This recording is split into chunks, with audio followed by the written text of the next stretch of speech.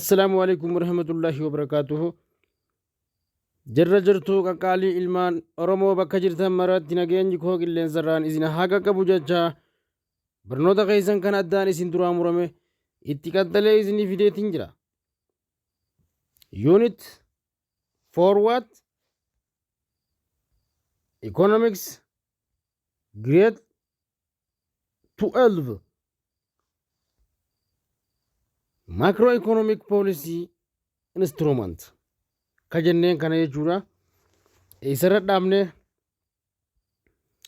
tool of physical policy tools of physical policy jala taxation ilaalle gibira jechuudha. Government spending ilaalle dabarfanne government spending G kajenneen kana transfer payment kanneen ilaalle dabarfanne isarra dhaabne C guarantee in aid irratti dhaabne jechuudha.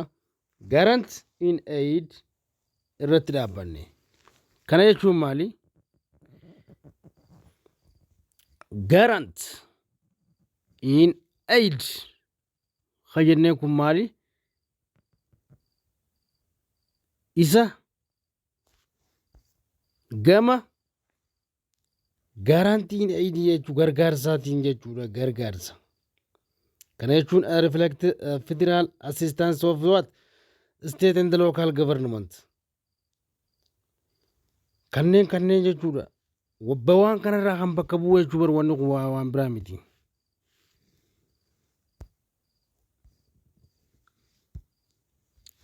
Kuni maali?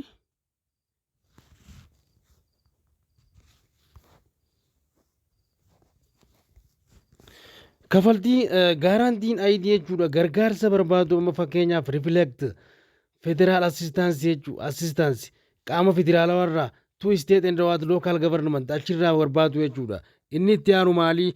Kafaltii jechuudha. Kunis net interest payment jechuudha. Kafaltii maali? Dhalarraa bilisaa jechuudha. Kunis kan dhalarraa maali? Qulqulluu jechuudha. Inni itti aanu kun jechuudha. Net interest payment are what? Interest payment that are made to holder of what? Government debt less interest which what? The paid of government for debt like student long yennan kana jechuun maali? Interest net interest payment are what? Interest payment that are what? Need to what? Made to holder to government debit ka jennuun kun jechuudha. Wanti kafaltiin dhalarraa qulqulluu kun yookaan dhalarraa bilisaa kun maali? Kafaltiin dhalarraa qulqulluu kafaltii dhala abbootii liqaa yookaan mootummaaf nun jedhaan liqa yookaan mootummaaf interest payment made to holder of government debit mootummaadhaaf jechuudha. Debit government kun isa maaliiti? Kan raawwatamu yoo ta'u amma fakkeenyaaf dhala liqaa akka liqii barattoota mootummaaf kafalamu irraa kan hir'isuudha. Hanuun jee ilaalama gartee interest less interest which paid to the government for debit like what? A student loan kan barattoota irraa hir'ifamu. Ugartee haala kanaan kan barattoota mootummaa kafalamu irraa kan hir'isuudha. Hanuun jee maali? Gama biraatiin hoo wanti kun maali? Sirriitti na hordofi. Form of revenue side in the four major component of tax. Okay. Sirriitti na hordofi jalaan seensaraara.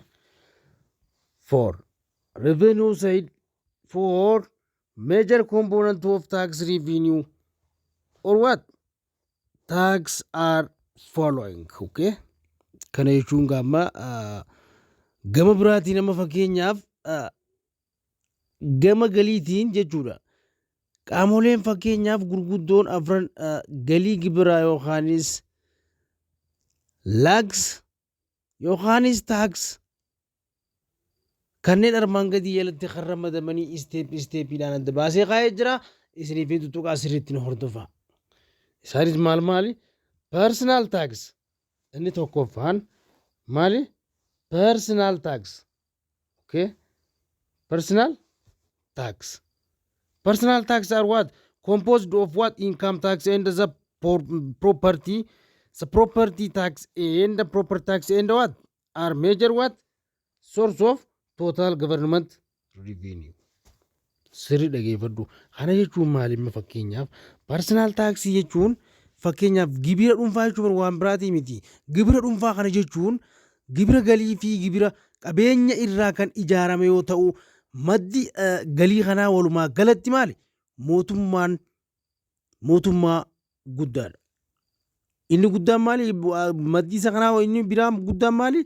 Mootummaadha jechuudha. Inni lammaffaa maali? Tokkoffaa lammaffaa. Contribution for what? Social insurance are primarily social security tax, which are what? Assessed as fixed percentage of worker wage up to what? Fixed what? Selling or gap. Okay. Kana jechuun maali? Gama biraatiin fakkeenyaaf gumaa inshuraansii yookaan hawaasa adda durummaadha yookaan gibira wabii hawaasummaa yoo ta'u inni kunis mindaa hojjettoota irraa kan dhibbentaa murtaa'e kan madaalamu yookaan haga silleessa kan murtaa'e kan muramu jechuudha gabaabumatti. Contribution for social insurance kan jenneen kun jechuudha. Social security tax which are what? Assessed of the fixed percentage of the worker wage what? Up to fixed selling or cap. Okay. Inni sadaffaa tax on production and import. Okay. Tax on production and what? Import. are primarily sale tax, but they also include what? Include tax on imported good now of what? Tariff. Kana jechuun maali? Kunis akkuma isa kaanii gibirri kun oomisha maalirraa kan dhufu? Oomishaa fi galtee irratti kan kafalamu fakkeenyaaf. Isa kana jechuun fakkeenyaaf amma fakkeenya waggaa laallu jechuudha. Adda durummaadhaan jechuun gibira gurgurtaa yoo ta'u fakkeenyaaf warreen naggaadee warreen dukkaanotaa shoopii minaamin kanneen irraa kan sassaabamu jechuudha. Inni kun yoo kana ta'u garuu maali? Gibira meeshaalee biyya alaatti kafalaman irratti kan dabalatu yoo ta'u fakkeenyaaf taarifa fa'aa jechuudha. Fakkeenyaaf meeshaa takka biyya alaarraa kan hasneetu taarifni siidhaan guddata yookaanis na dabala jettee kan ati sodaattu jechuudha. Isa kanaa waliin kan wal fakkaatu nuun jechaa jira jechuudha asirratti. Okay. Ammallee dabarfadhu. Corporate tax. Corporate tax kan jennuun kun maali? Fakkeenyaaf corporate tax kan jennuun kun maali? Are primarily taxed on the what? Profit of business ida bakka gabaabumatti inni maali? Profit or business ida jechuudha. Gibirri akkasii kun maali? Gibirri akka kanaa kun amma fakkeenyaaf gibira dhaabbilee gibira jalqaba bu'aa dhaabbilee daldalaa irratti kan kafalamudha jechuudha. Fakkeenyaaf warra businessaa qofa irratti jechuudha amma fakkeenyaaf. Gibira qofa irratti maali kan dhaabbatu jechuudha. Inni dhumaadha maali? Guaranteed aid dha jechuudha. Akkuma isa kaanii maali? Guaranteed aid. Kunis maali? Isa kana jechuun fakkeenyaaf maali? Gargaarsa keessatti jechuun fakkeenyaaf gargaarsa keessatti gargaarsa mootummaa federaalaa yookaan mootummaa naannoo fi mootummaan federaalaa mootummaa naannootiif kennu jechuudha waan biraati. Mootummaan federaalaa mootummaa naannootiif kennu yoo ta'u innis maali?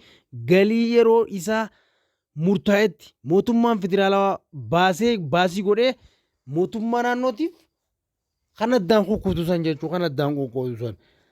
Guaranteed aid are what? the federal assistance of what state and local government and what care of revenue for what them all they are what spending for the federal government. Okay, kana inni biraadhaa maali? Inni biraa maali? Type of physical policy. Okay, type of what? Physical policy. Type of physical policy kan jennuun kun waan kana jechuun waan expansionary physical policy. Expansionary physical policy kana jechuun in an situation in what an economy of the facing in what the problem of deficit, demand, aggregate demand falling short of output at full employment. There is what depreciation market in what depreciation market by what overproduction in rise of unemployment and what fall of the price in what income. Kana jechuun maali? Imaammanni faayinaansii haala dinagdee jiruu kana keessatti jechuudha. Fakkeenyaaf gosa imaammata faayinaansiiti kun isaan kana keessaa inni tokko maali? Imaammata faayinaansii bal'aa. Imaammata faayinaansii maali?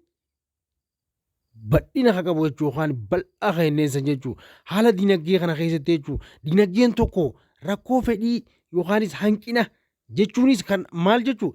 Fedhii waliigalaa yookaanis fedhii guutuu irratti hojii guutuu irratti kan oomisha achirra dhaabbatee oomishni oomishamu jechuu irraa gadi bu'u jechuu.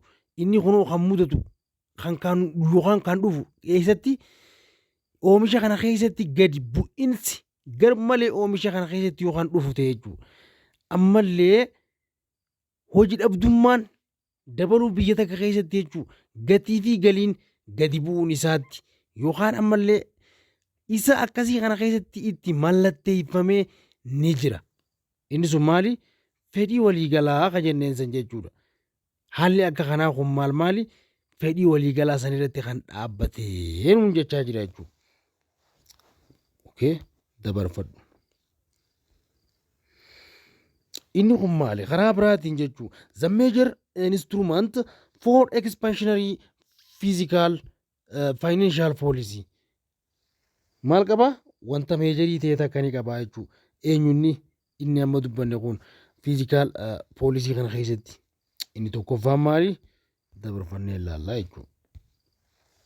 Inni tokkoffaan isa kana. Expenditure policy increase expenditure policy. Maali? Inni itti aanu maali?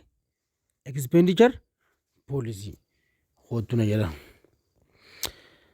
Imaammata faayinaansii bal'aa kana jalatti jechuun inni jiru san jechuun imaammata baasiiti inni tokkoffaan. Maali? Imaammata baasiiti.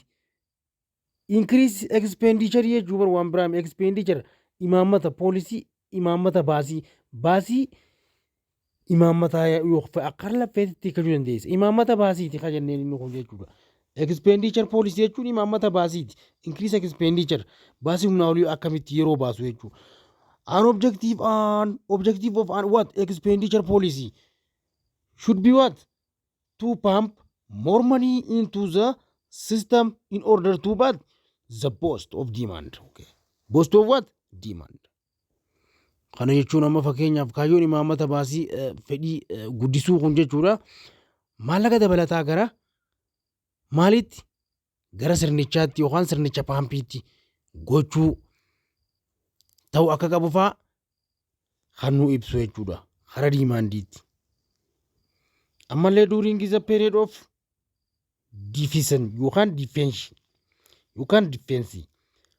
in demand on the government should be what make large investment. Okay, large investment in the public work like the what construction for road, bridge, building what railway, line canal. It is kanneen kana fakkaatan kun hundinuu maali? Isaan kana jalatti ramadamaa jechuudha. fakkeenyaaf sirna hordofu yeroo hanqinni fedhii jirutti jechuudha. Yeroo fedhiin waan takkaa hanqatutti fedhii tokko yeroo hanqinni fedhii jirutti mootummaan hojiiwwan mootummaa kan silaa dalaguu qaban jechuu. Fakkeenyaaf kanneen akka ijaarsa daandii, riqicha, gamoo, sarara ammallee yookaan sarara baaburaa yookaanis karaa baaburaa kan jenneen san jechuu. Ammallee sulula kan amma qotaa jiran kan ni beektanii iddoo adda addaatti fi kan kana fakkaatan irratti investimentii guddaa gochuu qaba jechuudha. Xiyyeeffannaan isaa kam ta'uu qaba? Isa kana ta'uu qaba jechuudha karaa biraatiin. Haala kanaan laalamanni kun jechuudha. Fakkeenyaaf in such period of the government ammallee should also provide free education barnoota bilisaa and medical facility yookaanis keellaa fayyaa kan bilisaa yookaan kan mootummaa even though akkasumas activity might in large budget deficit. Kanneen kun hundinuu maali? Baasii barnootaaf baasaniif meeshaa yaalaatiif yookaan mana yaalaa ittiin hojjechuuf jechuu hojiiwwan akkanaa kun jechuu maal fidu? Hanqina baajataa mootummaa tokko keessatti jechuu guddisuu danda'u yookaanis kuffisuullee maal godha ni danda'u jechuudha. Asirratti wanni ati hubachuu qabdu. Inni lammaffaa ilaallu. Lammaffaa ilaallee kan yeroo biraatiif keenya jechuudha.